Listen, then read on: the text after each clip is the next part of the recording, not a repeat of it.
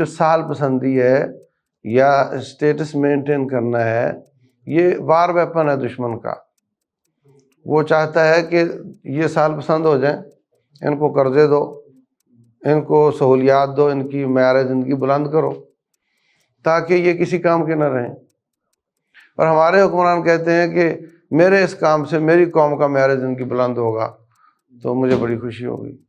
حزب اللہ ہیں یا حوثی ہیں، چلے وہ ایک خاص طبقہ ایک خاص ملک میں ہیں، تو انہوں نے کچھ نہ کچھ ہمت کی اور اس میں سے ان کو سراہا بھی گیا کہ انہوں نے بڑی کوشش کی ہے۔ تو کیوں نہیں کہ یہ سارے اکٹھے ہو گئے، کم از کم اگر صرف یہ ایک موقف دے دیں کہ جی ہم اس کو نہیں ہونے دیں گے اور یہ غلط ہو رہا ہے۔ اب وہ جو سنی عالمی اسلام ہے وہ کہتا ہے کہ بھگتو، اب تم نے چھیڑا تم بھگتو۔ حالانکہ ان کو ایسا نہیں کرنا چاہیے۔ مسلمان کٹ رہے ہیں اور بچے مر رہے ہیں، ان کو آواز بھی بلند کرنی چاہیے، سفارتی تعلقات بھی جن کے ہیں ان کے ختم کرنے چاہیے، ان کو ہر قسم کا دباؤ بڑھانا چاہیے۔ حق تو یہ ہے کہ ان کو سب کو ایک ہو کر حملہ بھی کر دینا چاہیے، یہ ہمارے جذبات ہیں، مگر ان کے یہ ہیں کہ انہوں نے چھیڑا ہے بھگتیں۔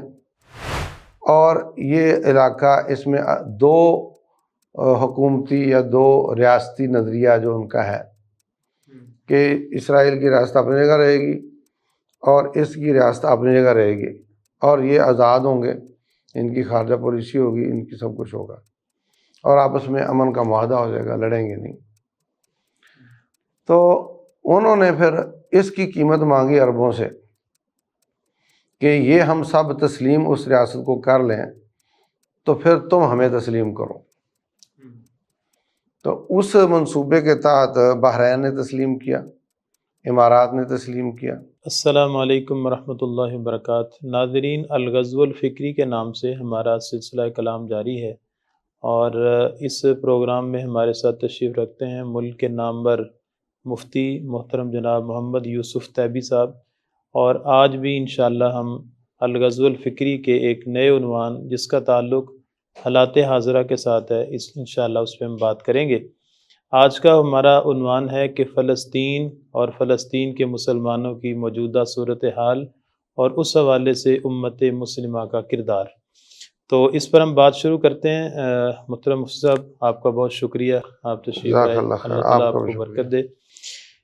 شیخ یہ بتائیے کہ اس وقت پوری امت میں خبریں چل رہی ہیں، میڈیا پہ رپورٹس آ رہی ہیں، تصویریں آ رہی ہیں، اور بڑے جذباتی مناظر ہم دیکھ رہے ہیں۔ تو یہ جو اس وقت سچویشن ہے، اس کو آپ کس نظر سے دیکھتے ہیں کہ اس میں کون کون سے عوامل ہیں، اور اس سطح تک یہ جو نوبت پہنچی ہے، اتنا بڑا نقصان غزہ میں مسلمانوں کا، تو اس نقصان کی وجہ اور اس کے پیچھے بیک گراؤنڈ اور اس کی موجودہ صورتحال، اس پر میں چاہتا ہوں کہ آپ پہلے روشنی ڈالیں، پھر ہم اس کے باقی متعلقہ سوالوں پہ بات کریں گے۔ الحمدللہ والصلاة والسلام علی رسول اللہ وعلی آلہ وصحبہ وعلہ وبعد۔ جو آپ نے سوال کیا ہے یہ ہر مسلمان کی درد ہے، اور اس میں کوئی شک نہیں، مسلمان کا خون بہہ رہا ہو تو ایمان، جس کے اندر ایمان ہے اس کا دل کٹتا ہے، وہ روتا ہے، پریشان ہوتا ہے۔ اس وقت امت اسلامیہ ساری اس کرب سے گزر رہی ہے۔ امت اسلامیہ تو دور کی بات ہے، یورپ میں یہودی بھی اس کے خلاف مظاہرے کر رہے ہیں، عیسائی بھی کر رہے ہیں، اور دوسرے تیسرے بھی کر رہے ہیں۔ یہ سب غلط ہو رہا ہے، اور ایسی دنیا میں ہو رہا ہے جس کو لوگ بڑے سویلائزڈ کہتے ہیں، اور جی ہم تو بڑے حقوق انسان کے چیمپئن ہیں۔ بچے قتل ہو رہے ہیں، جوان، بوڑھے، عورتیں، گھر تباہ ہو رہے ہیں، اور اب وہ کہہ رہے ہیں کہ یہ ریئل اسٹیٹ ہے، ہم اس پہ قبضہ کریں گے۔ یو این کے چارٹر میں سب ایسا نہیں ہے، مگر یو این ان کی باندھی ہے، جس طرف چاہیں اس کو موڑ لیں۔ افغانستان کو تاراج کر دیا اور کوئی دلیل نہیں دی کہ وہ حملہ افغانیوں نے کیا تھا۔ عراق کو تاراج کر دیا اور بعد میں کہا جی وہ اسلحہ تو ہمیں ملا ہی نہیں۔ تو یہ اصل میں جنگل کا قانون ہے، جس کی لاٹھی اس کی بھینس، مائٹ از رائٹ۔ اور جنگل میں شیر امن سے ہوتا ہے، بکریاں امن سے نہیں ہوتی، ہرن امن سے نہیں ہوتا۔ تو اس جنگل میں وہ 2 دفعہ ایٹم بم چلا کر بھی پرامن ہیں، اور ہم نے کبھی نہیں چلایا اور کہتے ہیں جی یہ خطرے میں ہے اور یہ خطرناک ہاتھوں میں جا سکتا ہے۔ تو یہ صرف وہی ہے کہ جنگل کا قانون ہے۔ تو جنگل میں اگر کسی نے امن کے ساتھ رہنا ہے تو وہ اپیلوں کے ساتھ نہیں ہوگا، فاختائیں اڑانے سے نہیں ہوگا، اس کے لیے آپ کو شیر بننا پڑے گا۔ میاں علی ندوی انڈیا کے بہت بڑے عالم گزرے ہیں، ابو الحسن علی ندوی، انہوں نے کتاب لکھی ہے ماذا خسر العالم بانحطاط المسلمین، کہ مسلمانوں کے انحطاط اور ان کی پستی کی وجہ سے پورے عالم کو کتنا نقصان ہوا ہے۔ زبردست۔ مسلمانوں کو جو ہونا تھا ان کو کتنا ہوا ہے۔ یعنی آپ اس کی مثال یوں سمجھیں کہ ایک پہرے دار ہے اور اس کے پاس گن ہے، اور دوسرا چور ہے جو چوری کرنا چاہتا ہے، پہرے دار اس کو منع کرتا ہے، اور وہ پہرے دار اگر پرامن طریقے سے گن اس کو پکڑا دے اور خود گھر چلا جائے تو اس معاشرے کا کیا حال ہوگا۔ تو جو مشرک ہے وہ شرک کرتا ہے، اور شرک ظلم عظیم ہے، وہ ظالم ہے، اور جو مومن ہے وہ امن سے ہے، وہ ظلم ہے، یہ امن ہے۔ مسلمان سلامتی سے ہے، یہ امن و سلامتی ہے، اور وہ ظلم ہے۔ تو جب یہ اپنی گن ان کو پکڑا دیں گے تو پھر دنیا میں کہیں امن نہیں آ سکتا۔ یعنی طاقت جب مسلمان اپنے ہاتھوں کی بجائے دوسروں کے ہاتھ میں دیں گے۔ ہاں، تو اس کا ایک سبب تو یہ ہے کہ ہم نے شیشے کے گھر بنانے شروع کیے۔ آپ کہو گے حکمران ایسے ہیں، فوج ایسی ہے، تو میں بھی تو ایسا ہوں، میں بھی تو اسی کو ووٹ دیتا ہوں جو ملک کو مقروض کرے اور موٹر وے بنائے اور پل بنائے اور میٹرو ٹرین چلا دے، میں اس کو ووٹ دیتا ہوں نا، جو مقروض کرے۔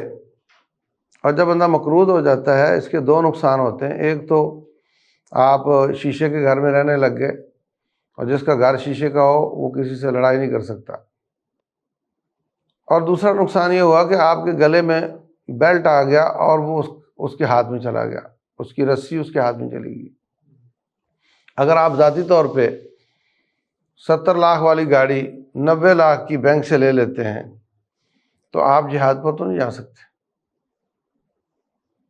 میں تو وہ کہیں گے تو نہیں جا سکتا، تن آسانی کی طرف۔ تو ایک طرف آپ کار لے کر بیکار ہو گئے، اور دوسری طرف آپ ان کے غلام ہیں، آپ جا نہیں سکتے۔ تو جو اس انڈیویجول کا حال ہے وہی ان جماعتوں کا حال ہے، وہی ان حکومتوں کا حال ہے، وہی ان فوجوں کا حال ہے۔ سارے کے سارے ہی ان سے پیسے لے کر بیٹھے ہوئے ہیں۔ جس ملک نے 29 تاریخ کو ہاتھ پھیلانا ہو جی پیسے دو تاکہ میں تنخواہیں دوں، وہ کیا کرے گا؟ تو ہم نے اپنی جو تھی کہ گزارا والی پالیسی وہ ترک کی، انڈیویجولز نے بھی، جماعتیں بھی، ملٹی نیشنل کمپنیوں کی طرح ان کی گاڑیاں ہیں، ان کے دفتر ہیں، اور حکومتیں بھی۔ بہت زیادہ معیشت کمزور ہے مگر کتنی زیادہ گاڑیاں منگوائی ہیں اس حکومت نے۔ تو یہ سب ہوتا ہے۔ تو ایک طرف مقروض ہونا، مقروض آدمی جہاد نہیں کر سکتا، دوسری طرف اس کا جو سہل پسند ہونا ہے یہ اس کو رکاوٹ، پاؤں کی زنجیر بن جاتا ہے۔ عمر بن خطاب رضی اللہ عنہ مجاہد آدمی تھا، انہوں نے جبری فقر اختیار کیا تھا۔ ایک ہوتا ہے اختیاری فقر، ایک ہوتا ہے جبری۔ تو پہلے جبری تھا، پھر انہوں نے اختیاری کو بھی اپنے اوپر لاگو کر لیا۔ مثلا نبی صلی اللہ علیہ وسلم جب پیٹ پر پتھر باندھ رہے ہیں تو اس وقت وہ جبری فقر تھا۔ جبری فخر سے مراد شیخ آپ کی؟ مطلب آپ کے پاس پیسہ ہے ہی نہیں، آپ مجبور ہیں پیٹ پر پتھر باندھنے پہ۔ اور دوسرا یہ ہے کہ پیسہ ہے آپ کے پاس مگر آپ اس کو بہت ہی گزارے کے حساب سے استعمال کر رہے ہیں، اس کو ہم اختیاری کہیں گے، یہ اختیاری فقر ہے۔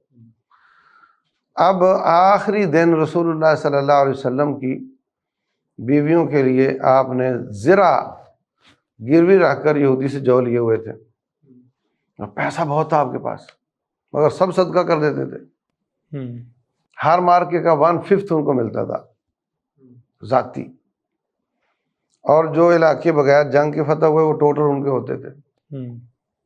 اچھا، عمر بن خطاب رضی اللہ عنہ بیت المقدس کی چابیاں لینے جاتے ہیں، 1200 کلومیٹر کا فاصلہ ہے، اسی فلسطین کی فتح کے موقع پر جی، اور آدھی دنیا کا امیر المومنین ہے، اور 600 کلومیٹر پیدل سفر کرتا ہے۔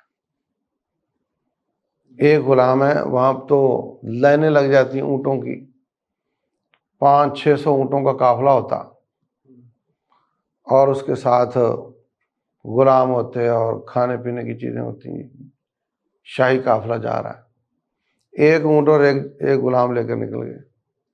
یہ اختیاری فقر ہے۔ صاحب اس میں ہمارے ہاں حوالہ دیا جاتا ہے کہ جب اللہ نے آپ کو زینت دی ہے تو نظر آنی چاہیے، وہ حدیث بھی ہے، پھر وہ کل من حرم زینہ وہ والی بات بھی آتی ہے، تو اس کی وجہ سے ہمارے ہاں وہ مطلب اس کو بنیاد بنا کے جب اللہ نے آپ کو دیا ہے تو نظر آنا چاہیے۔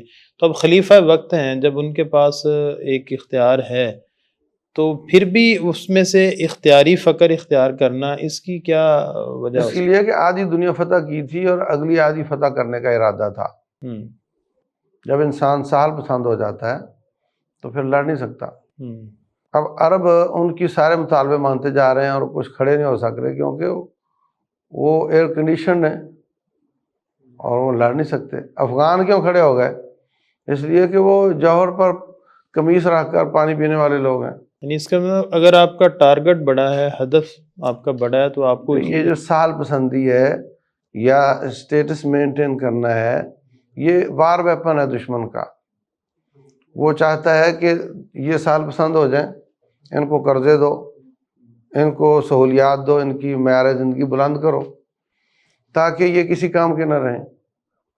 اور ہمارے حکمران کہتے ہیں کہ میرے اس کام سے میری قوم کا معیار زندگی بلند ہوگا تو مجھے بڑی خوشی ہوگی۔ عمر بن خطاب رضی اللہ عنہ کہا کرتے تھے، میرا گورنر جو بنے گا وہ 4 حلال کام نہیں کرے گا۔ نمبر 1، باریک کپڑا نہیں پہنے گا۔ نمبر 2، چھوٹے قد کا گھوڑا استعمال نہیں کرے گا۔ نمبر 3، اونچے قد کے گھوڑے پر بھی زین لگا کے رکاب پہ پاؤں رکھ کے نہیں، چھلانگ لگا کے چڑھے گا۔ نمبر 4، چھان کر آٹا نہیں کھائے گا۔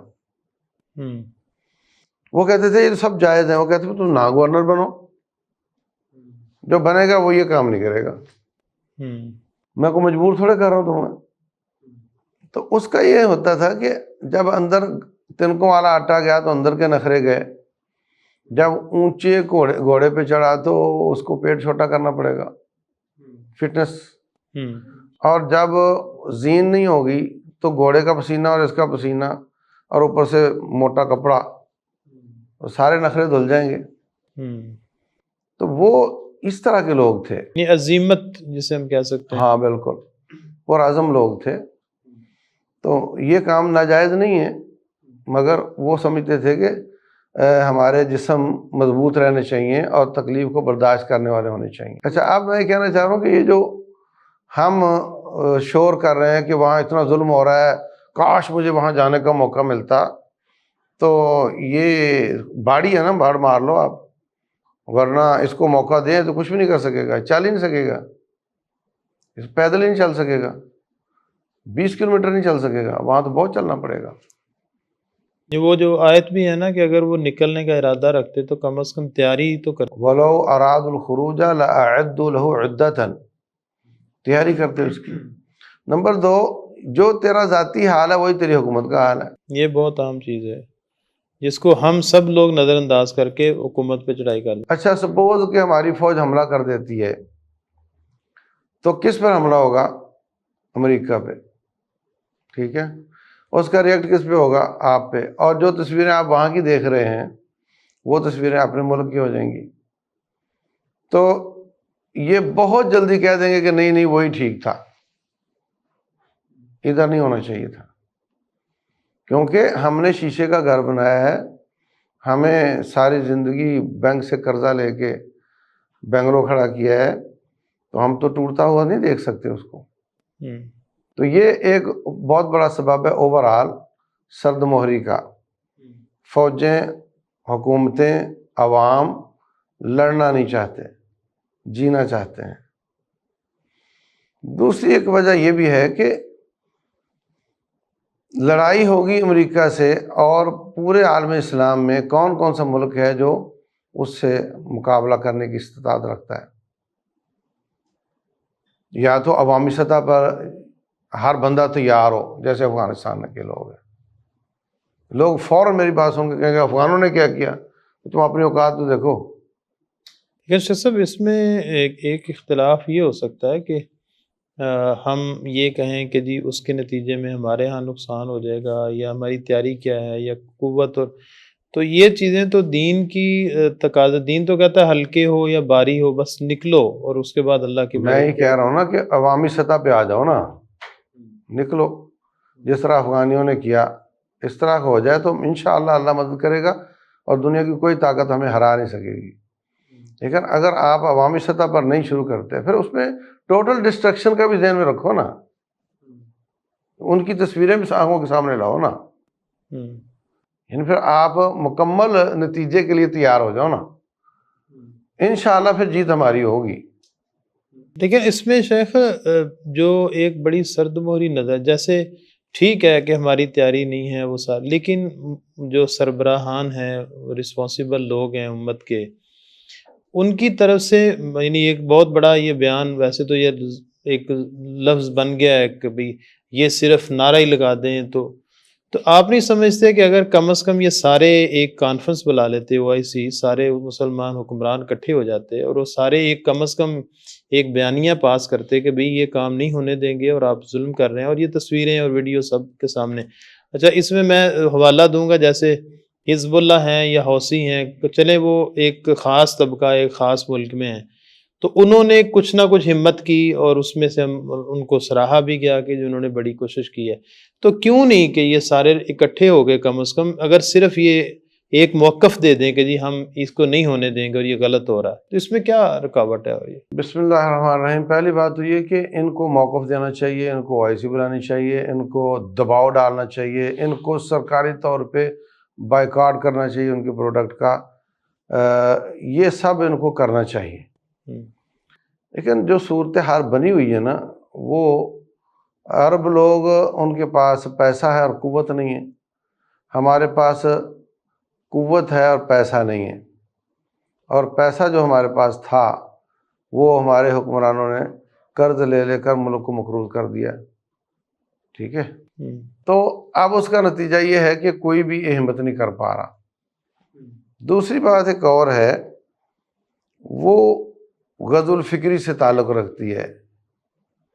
وہ تھوڑی کڑوی بات ہے، سمجھنے کی بات ہے، مگر حقیقت ہے. وہ اس طرح ہے کہ جو ہماری مسجد، محلے اور فرقہ واریت کی لڑائیاں تھیں نا، وہ چلتے چلتے ملکی لیولوں پہ ہو چکی ہیں. وہ جو سوچ کہ یہ فلاں مسلک کی مسجد ہے، یہ فلاں مسلک کی مسجد ہے، اور ان کی نوک جھوک اور ان کے مناظرے، ان کے یہ سوچ بدقسمتی سے ملکوں کی لیول پہ چلی گئی ہے، جو نہیں ہونی چاہیے تھی. میرا خیال ان کو موقع ہی تب ملا ہے جب ان کو یہ سمجھ آ رہی ہے کہ یہ اس حد تک آپس میں. ہاں، اب آپ دیکھیں کہ پچھلے 20 سال ایران نے کیا کردار ادا کیا ہے. آپ کہہ رہے ہیں نا کہ انہوں نے میزائل بھی مارے ہیں، اور ان کے حوثیوں نے بھی، اور انہوں نے بھی کیا ہے. انہوں نے پچھلے 20 سال، بلکہ اب تو 2001 سے لگا لیں آپ، کیا کام کیا ہے. اب بات یہ تھی کہ جو سنی عالم اسلام ہے نا، اب مجھے افسوس کے ساتھ یہ لفظ بولنے پڑ رہے ہیں کہ یہ جو مسجد کی لڑائی تھی نا، وہ چلی گئی انٹرنیشنل لیول پہ. ان کا فلسطین کے لیے ڈیزائن یہ تھا کہ جس طرح وہ فلسطین کا حصہ جس میں بیت المقدس واقع ہے، 3 ٹکڑے ہیں نا اس کے، ایک وہ حصہ جس میں بیت المقدس واقع ہے، ایک ٹکڑا جو اسرائیل کے پاس ہے، اور ایک جو غزہ ہے. ان کے ساتھ ان کی یہ طے ہو گیا کہ بھی آپ ادھر رہو سکون کے ساتھ، اور تمہاری حکومت بھی ہوگی، تمہارا صدر وزیر اعظم بھی ہوگا، اور تمہیں نہیں چھیڑا جائے گا۔ تو وہ رہ رہے ہیں اسی طرح، اور جو کرب اس وقت ہمیں محسوس ہو رہا ہے یہاں بیٹھے، وہ بالکل قریب ہیں، اور وہاں پہ بالکل امن ہے، شانتی ہے۔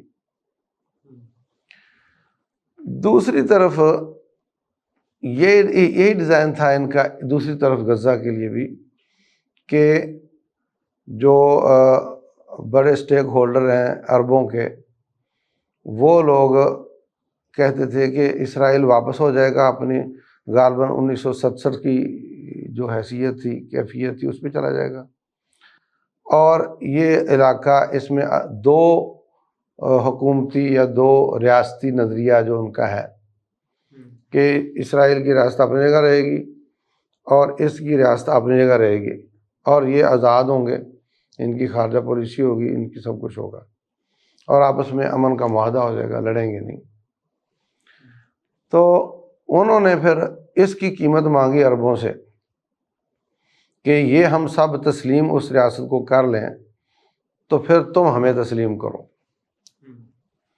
تو اس منصوبے کے تحت بحرین نے تسلیم کیا، امارات نے تسلیم کیا، یہ اسرائیل کو۔ ہاں، اور اب باری تھی سعودیہ کی، ان کے وفود کا تبادلہ بھی ہو چکا تھا، اور پاکستان جو ہے وہ تو ان کے پیچھے پیچھے ہے۔ کشمیر کاز پاکستان کی سمجھی جاتی ہے، اس میں وہ پاکستان آگے ہے، وہ پیچھے ہیں، اور فلسطین عربوں کی کاز سمجھی جاتی ہے، حالانکہ وہ عالم اسلام کی ہے۔ تو وہاں پہ جو ان کا موقف ہے وہ ہمارا ہے، یہ ایک پالیسی ہے پاکستان کی۔ تو اگر وہ تسلیم کر لیتے ہیں اور وہ ریاست بن جاتی ہے اور امن معاہدہ ہو جاتا ہے، تو یہ کہتے تھے ہم بھی کر لیں گے۔ یہاں بھی چھپ چھپ کے وفود کا آنا جانا ہو چکا ہے۔ اب اس سارے میں جو ایران اور اس کی پراکسی تھی، ان کی کوئی جگہ نہیں تھی، تو وہ تو یہاں بھی قدس ریلی وہی نکالتے ہیں، اور ان کو بھی مکمل خرچے وہی اٹھاتے تھے۔ تو اب ان کی اشیر بات سے انہوں نے اچانک ایسے موقع پہ حملہ کر کے وہ سارا پلان کھٹائی میں ڈالا۔ یعنی یہ ان کا موقف ہے سنی عالم اسلام کا۔ اور اب اچھا یہ سمجھتے تھے کہ یار یہ بہت بڑا بدمعاش ہے اسرائیل، اور اس کے پیچھے امریکہ ہے، تو اس کو نہ چھیڑو نا، ان کو کوئی موقع نہ دو۔ یہی پالیسی پاکستان کی افغانستان میں رہی، یار بہت بڑے بدمعاش ہیں اور 61 ملک آئے ہوئے ہیں، ان کو چھیڑو نا۔ نبی صلی اللہ علیہ وسلم نے حضرت حذیفہ بن یمان کو بھیجا، ادھر خندق کے مسلمان تھے، خندق کے اس پار کافر تھے، تو کہا حذیفہ کون جائے گا اس پار اور ان کی خبر لے کر آئے گا؟ حضرت حذیفہ کہتے ہیں ٹھٹر رہے تھے سارے سردی سے، کسی نے سر نہیں اٹھایا۔ آپ نے پھر پوچھا، آخر مجھے نامینیٹ کر دیا، اور میں حذیفہ جا مگر ان کو چھیڑنا نہیں ہے۔ کہتے جب میں نے خندق پار کی تو ان کے او پی نے کہہ دیا جی کو بندہ آ گیا، اندھیرا تھا، تو پتہ کرو کون ہے وہ۔ تو میں نے جہاں جا کر بیٹھا وہاں 2-4 کافر بیٹھے ہوئے تھے، میں نے خود ہی ان سے پوچھنا شروع کر دیا تو کون ہے اور تو کون ہے، اور میں نے اس کو اوکے رپورٹ دے دی کہ کوئی نہیں آیا ادھر، اور باقیوں نے بھی اوکے رپورٹ دے دی، تو میں چھپ گیا ان میں۔ کہتے ہیں کہ ابو سفیان اس وقت کفر پر تھے اور وہ ان کے امیر تھے، اور وہ بالکل میرے سامنے تھے، اور میں تیر مارتا تو کبھی خطا نہ جاتا، گردن پار کر جاتا، لیکن نبی صلی اللہ علیہ وسلم نے فرمایا تھا ان کو چھیڑنا نہیں۔ یہ اتحادی فوجیں آئی ہیں، ان کو چھیڑنا نہیں، پرولونگ کرنا ہے، چھیڑنا نہیں اس کو۔ یعنی جنگ میں جذبات کی بجائے حکمت عملی جو ہے۔ اب کیا ہوا، وہ کہتے ہیں میں واپس آ گیا۔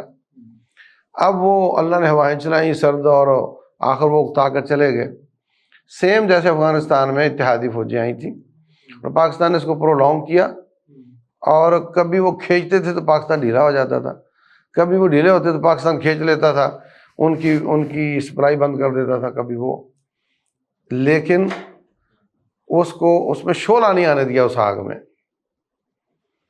تو یہ پالیسی تھی کہ یہ جو دشمن ہے یہ بہت بڑا ہے اور روس اس کے مقابلہ کرتا ہے، ہم نہیں کر سکتے، تو اس کو چھیڑو نا۔ اب ان میں سے اس نے چھیڑ دیا ان کو، تو اب وہ جو سنی عالم اسلام ہے وہ کہتا ہے کہ بھگتو، اب تم نے چھیڑا تم بھگتو۔ حالانکہ ان کو ایسا نہیں کرنا چاہیے، مسلمان کٹ رہے ہیں اور بچے مر رہے ہیں، ان کو آواز بھی بلند کرنی چاہیے، سفارتی تعلقات بھی جن کے ہیں ان کے ختم کرنے چاہیے، ان کو ہر قسم کا دباؤ بڑھانا چاہیے۔ حق تو یہ ہے کہ ان کو سب کو ایک ہو کر حملہ بھی کر دینا چاہیے، یہ ہمارے جذبات ہیں، مگر ان کے یہ ہیں کہ انہوں نے چھیڑا ہے بھگتیں۔ اور پھر وہ آپ جانتے ہیں اسماعیل ہنیہ آئے تھے، وہ یہی کہنے آئے تھے کہ بھی آؤ نا اب، تو ان کے ہی بندے نے مخبری کروا کے ان کو قتل کروا دیا، شہید کروا دیا۔ دوسری پراکسی جو تھی وہاں بھی بندہ ان کا ہی ملا اور اس نے اس کی مخبری کی اور وہ بھی قتل ہو گیا۔ اب یہ دونوں گئے۔ تیسری پراکسی جو حوثیوں کی ہے اس کے پیچھے سے خود پڑے ہوئے ہیں اور اصل کے پیچھے بھی پڑے ہوئے ہیں کہ تو نے چھیڑا ہے، اب ادھر آ سامنے، مگر وہ اب سامنے نہیں آ رہے۔ تو یہ ہے وہ وجہ جس وجہ سے اڑوس پڑوس کے ساری سنی عالم اسلام ہے نا، اس میں سرد موری ہے۔ وہ اس جنگ کو اپنے گلے میں نہیں ڈالنا چاہتے، وہ اس شعلے کو وہ کانٹے کے ساتھ لگی ہوئی بوٹی سمجھتے ہیں جس کے ساتھ بڑی مچھلی کا شکار کیا جاتا ہے، اور سمجھتے ہیں کہ اس کے ساتھ اس کو جہاں روک سکتی وہاں روکو، ورنہ اگر اس میں ہم کودے تو وہ جو جا رہے ہیں وہ تو جائیں گے ہی، اور جو نہیں جا رہے وہ بھی جائیں گے۔ جب آگ لگتی ہے نا کھیتوں میں تو جو عقل مند ہوتے ہیں وہ 8-10 کھیت آگے جا کر ہل چلا دیتے ہیں۔ فصل میں خشک گندم ہے، اس کو آگ لگ گئی ہے، 8-10 ایکڑ آگے جا کے ہل چلا دیتے ہیں، تو وہاں سے گندم ختم ہو جاتی ہے تو آگ وہاں رک جاتی۔ تو اس وقت یہ نہیں ہوتا کہ اس کو بجھاؤ، اس وقت یہ ہوتا ہے کہ اس کو اگلے علاقے کو بچاؤ۔ تو ان کے خیال میں اس طرح ہے، میں نمائندگی نہیں کر رہا، میں بجا طور پہ سمجھتا ہوں کہ بھوکوں کو کھانا کھلانا چاہیے اور ان کی ہر قسم کی مدد کرنی چاہیے، اور سفارتی بھی اور آواز بلند کرنے کی بھی، اور جو کچھ ان سے ہو سکتا ہے۔ وہ مسلمان ہے، اگر انہوں نے ان سب کو اعتماد میں لیے بغیر غلطی بھی کی ہو تو تب بھی مسلمان ہونے کے حساب سے وَإِنِ اسْتَنْصَرُوكُمْ فِي الدِّينِ فَعَلَيْكُمُ النَّصْرُ، ان کی مدد کرنی چاہیے۔ مگر آپ کا سوال تھا کہ سرد موری کیوں ہے، تو اس میں وہ فکری دیوار اور فکری سرحدیں ہیں، کیونکہ یہ جو پراکسیز ہیں اور وہ جن کے ساتھ ولا اور دوستی ہے، مطلب وہ سمجھتے ہیں کہ اگر ہم مدد کریں گے تو ان کی مدد ہو جائے گی جنہوں نے حملہ کروایا۔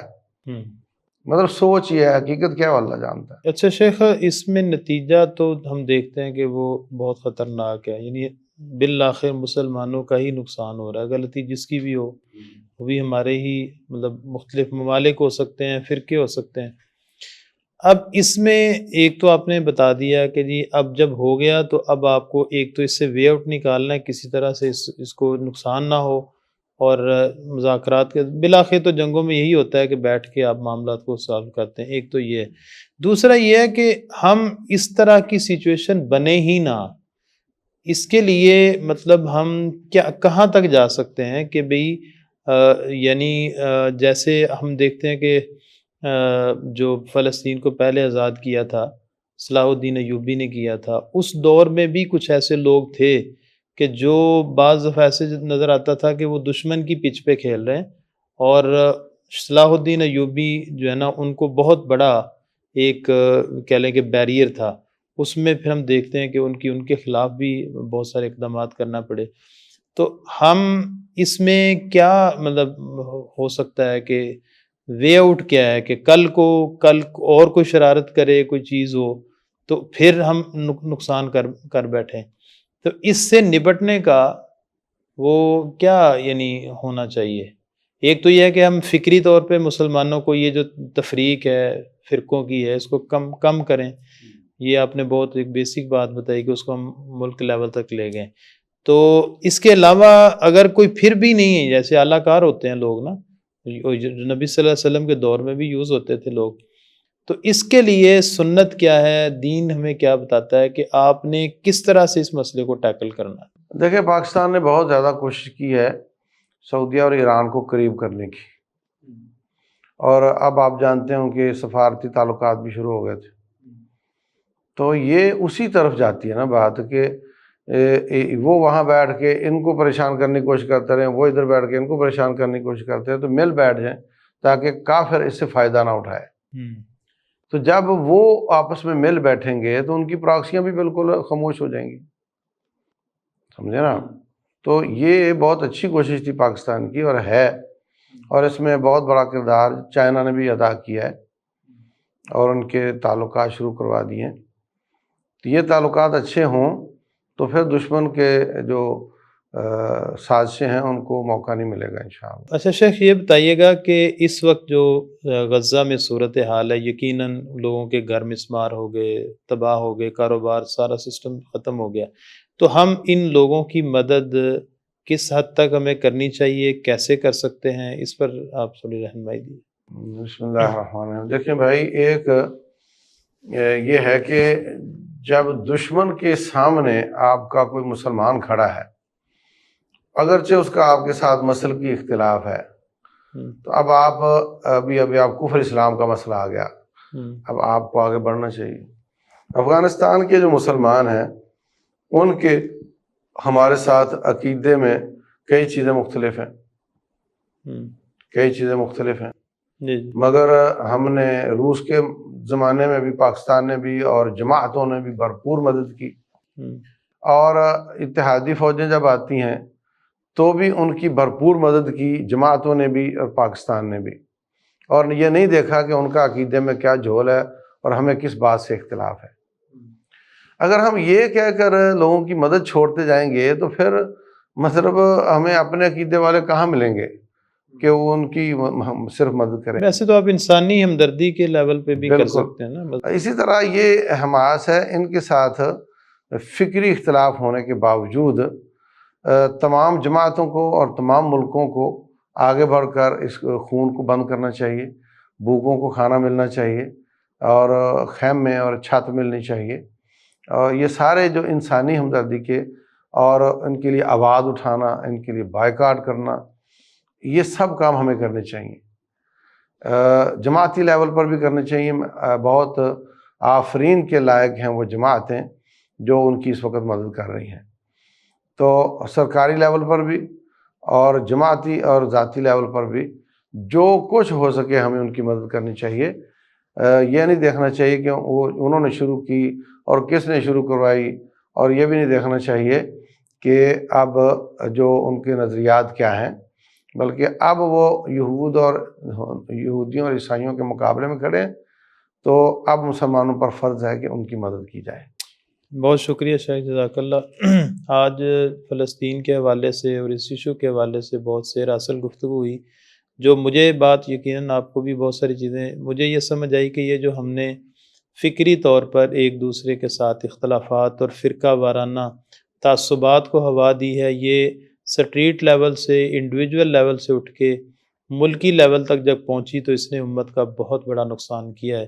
اگر ہم اس کو جو ہے وہ کمپرومائز کریں، برداشت کریں، جس طرح نبی صلی اللہ علیہ وسلم نے کیا، منافقین کے ساتھ کیا، اسی طرح ہم ایک دوسرے کو صبر اور تحمل کے ساتھ برداشت کریں تو یہ مسئلہ انشاءاللہ حل ہو سکتا ہے. باقی اس کے جو جہادی پہلو ہے، اجتماعی پہلو ہے، باقی جو شیخ نے بتائے ہیں، یقیناً وہ ساری سلوشنز ہیں، لیکن فکری طور پہ ہمیں یہ فرقہ وارانہ تعصبات سے باہر نکلنا ہوگا. بہت شکریہ، جزاکم اللہ خیر.